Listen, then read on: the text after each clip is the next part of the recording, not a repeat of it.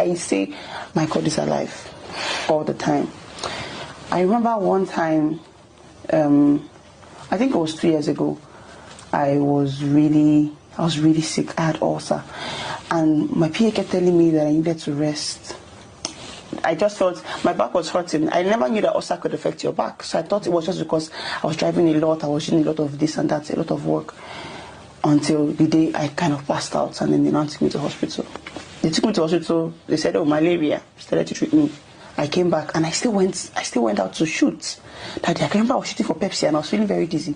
Ended up staying in the hospital for a while. Then when I came back, there was a lot of, she's absent because of this. I said, I didn't even know what was going on because my phone was off throughout the time I was in the hospital. At the time when they were doing she's absent because of this, I couldn't even walk because they had the injections before they could find out what was wrong with me. They had finished injecting all my veins, my legs. So I was like, let me even focus on standing on my feet again before I start to deal with social media. Because once your phone comes on, all the messages. Then a year after that, a faceless blogger just wakes up and decides to write about Alex in character defaming ways for no reason. Because I would say, I don't think I've ever offended anybody. When I come out to talk, I talk with so much confidence because I know that there is no dirt on my name. There is nothing about me that I have not put about myself. There is nothing anybody wants to come and say now about me, especially in this industry. Absolutely nothing. My hands are very clean. It affects me because I don't get to go out a lot. I don't get to mingle a lot. I see people, but it doesn't really reach home. But I try to keep it at that. And then the blogger comes out to talk about, Alex, and it's just like what this person hates the most. So you try to paint it on the person. Alex, and the story was about me, my stylist, married men and a married man. It was lesbianism. Oh, wow. A lot of things that they said that I had done. As always, when I see things about me, that's if I even see them, I would really just let it pass. It's like, somebody's going to do something, you guys are still going to post something else. Like, I can't be your problem. Especially when it's something that is worthless. I'm like, it just sounds crazy to me. When I read this, I just sit there, I'm laughing like, really?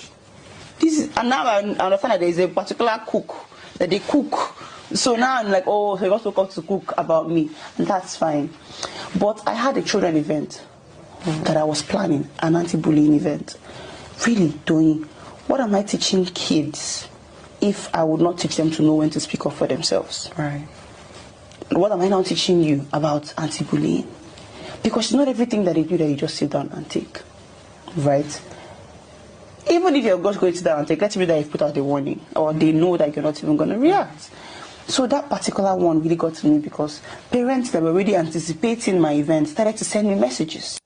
They're like, Alex, I think you really think you should debunk this. This is not nice. Especially if we always release our kids to come and sit down and have chats with you. I wouldn't have said anything if it did not affect my work. That's one thing. I don't joke with.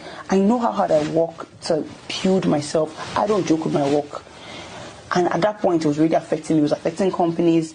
A school had sent me a message to cancel a deal that we had already concluded on, and it hurt me. I think it was the moment I got that message from that school that I broke down. I'm like, but why do people do this? Like, why would you just sit down and know that this is a lie? And you're writing it with so much confidence, not thinking about how this thing is going to affect this person's work. Right. And that was the first time that I actually put out. Did you ever reach out to the blogger to try to say, this is not true? No, all I said, I put it out on my page. I put it out in public, and I said, come out with your proof. And I kid you not, if there was any proof, the person would have brought it out. But there's nothing. There's nothing anybody has against me. There was no proof. And I gave them days, not just 1 day, not hours. I gave them 2 days. I said, can you bring us something? And there was nothing to prove what they had said. I wasn't even interested in, because that was so much drama. I don't like drama. Right. And that was so much drama. That was even me involving in it. So after that one and the uproar from all of that, I just told, and I had said it there, I said, don't ever expect me to come online and address anything.